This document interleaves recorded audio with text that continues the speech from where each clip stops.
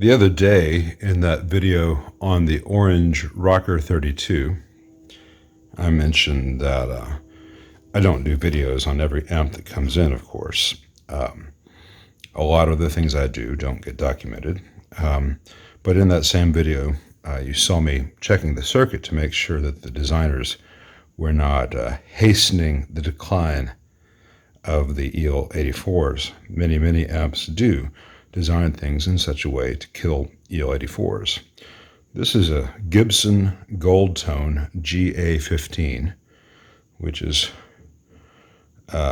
see it says Velocette there, Trace Elliot. This is what happened after Gibson bought Trace Elliot, and Trace Elliot had a line of guitar amps, and Gibson just took it over and stuck their name on it. They're pretty terrible amps. Sorry, it's just the way it is. They were not built well to begin with. They have a lot of common failures. On this particular model, the EL84s are being nuked by three things. Number one, the screen grid resistors are 120 ohms.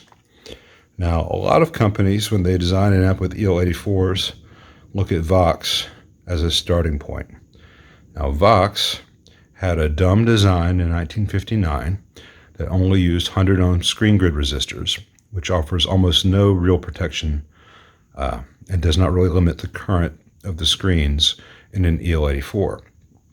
Vox got away with that decision that they made in 1969 because for the next decade, their amps were shipping with 1960s UK-made Mullards and Brimars and other very rugged military-grade EL84s. But the design was flawed, and when you put a current production tube into an amp which has that 100 ohm screen grid resistor, they die. They just die. So these 120 ohms are no better than the 100 ohms Vox used, and I'm going to change these out to 1K, 1,000 ohms, as opposed to 100 or 120 ohms. That will give the screens a good bit more protection, and there'll be less current there. Second of all, this amp is biased way too hot. It is idling at 16 watts. An EL84 is a 12-watt tube. You want it to idle between 12 and 14 watts, not anything over 14 watts, and not at 16 watts. So this resistor is going to get changed to cool off the bias. And third of all, they have 350 volts between the pin 7, the plate of the EL84, and cathode pin 3.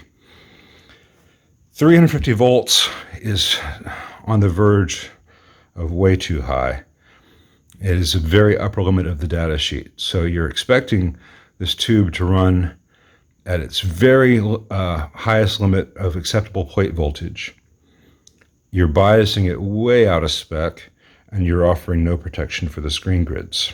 So I'm going to address the bias, and I'm going to address the screen grids. I cannot, at the price point of this amp, justify changing the total voltage, but it will certainly last a lot longer at that higher voltage when everything else is running more coolly. And I'll probably increase the grid stoppers at the same time that I increase the screen grids, because I want to keep the time constants pretty much within a certain range. And if you change one, you've got to change both. And that is a much longer video and a much longer discussion than I have time for while fixing this little Gibson Trace Elliot thing. Notice they have these terminal blocks that are pressed onto blocks on the board, and then the wires go into here to screws. Well, that's one way to do it. It's introducing a lot of other points of failure. So one of the things I will be doing as I go through this is just making sure all these little terminal blocks are tight, because they can vibrate loose. And I'll do that off camera, because apparently I cannot do that one-handed very well. But let me tighten all these up, document where they go, take them all out, disconnect them, and then pull the board so I can access the underneath, and then we can change these components. All right, everything's done, put back together. As far as the soldering techniques go in the work, it's like working on a deluxe reverb reissue. Instead of the 120 ohm screen grid resistors, we now have these 5 watt 1K 1000 ohm screen grid resistors instead of the 120 ohm resistor there for the bias. We have a 200 ohm 5 watt, and the bias has now gone from 16 watts at idle to 11.5 watts at idle, which is just about textbook perfect for a pair of EL84s in cathode bias. It's a little bit cooler than I would do in a Vox, but again, the plate voltage is right at the very maximum that the tubes can handle. It's at 356. So they're, even with the cooled off bias, even with the added screen grid resistor, this circuit is still pushing those EL84s kind of hard, because Trace Elliot built poor guitar amps, and Gibson has never had an idea since about 1962 of how to build a guitar amp. So here's what it sounds like.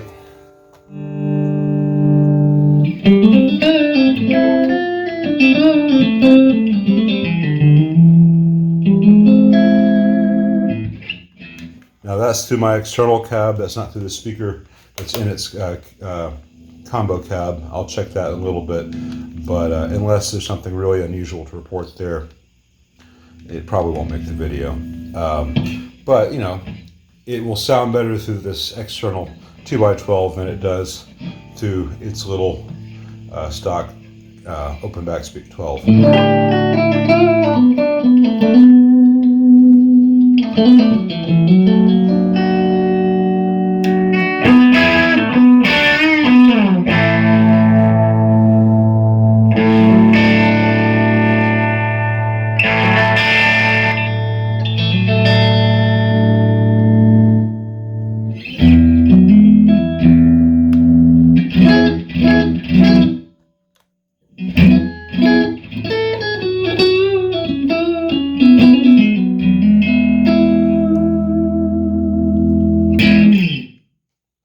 So this is healthier than it should have been based on the original design.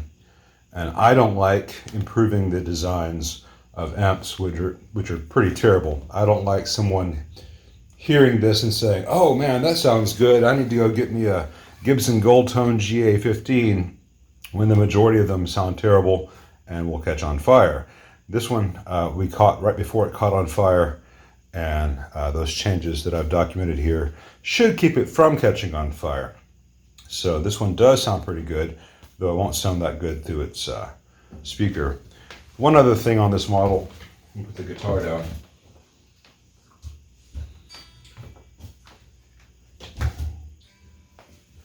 This is one of those that was built so the chassis lays down at the bottom of the cabinet with a speaker on top.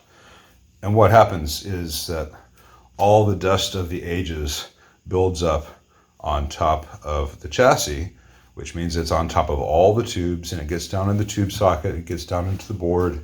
What I did not show in this video, because I did it the other day when I first diagnosed this and had to order parts of tubes, is get off about a 1/4 inch of dust off everything. Had to clean all the tube sockets very thoroughly, had to clean all the jacks because they're right down by the floor.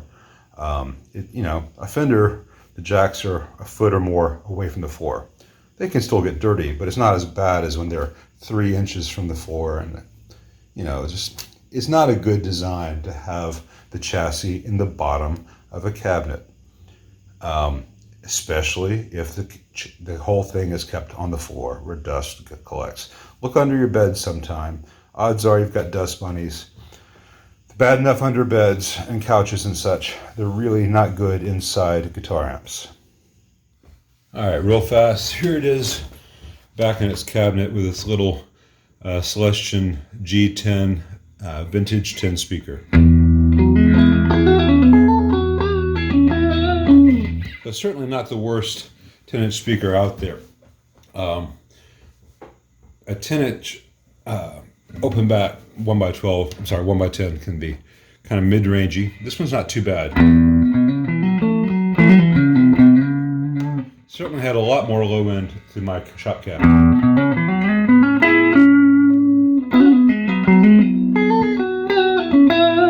Notice I've got the bright off.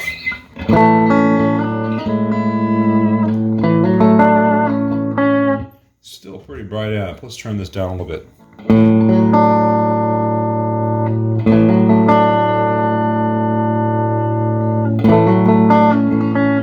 I would consider just here right above 9 o'clock to be kind of a neutral tone setting.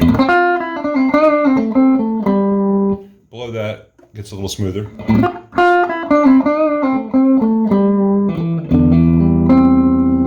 Not a ton, and then it gets really bright. I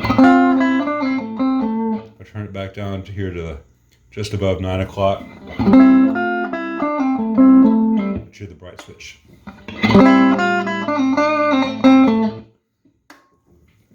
I say no thank you.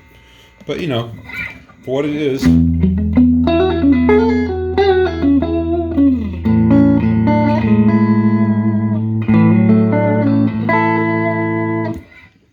it is not horrible, even though the design aspects in terms of how it's built is suboptimal, and in stock form it will want to catch on fire. And if you have one of these, I think it's worth your while to take it to a tech to have those changes that I just showed made, so your output tubes will last a lot longer and things will be much more solid. But you know, take it out in the driveway twice a year and take this rear panel off, get some compressed air and just get all the dust out, because otherwise it builds up and builds up. I mean, when this thing came in, every bit of this was coated. It was an archaeological project. So that's easy to avoid if you care.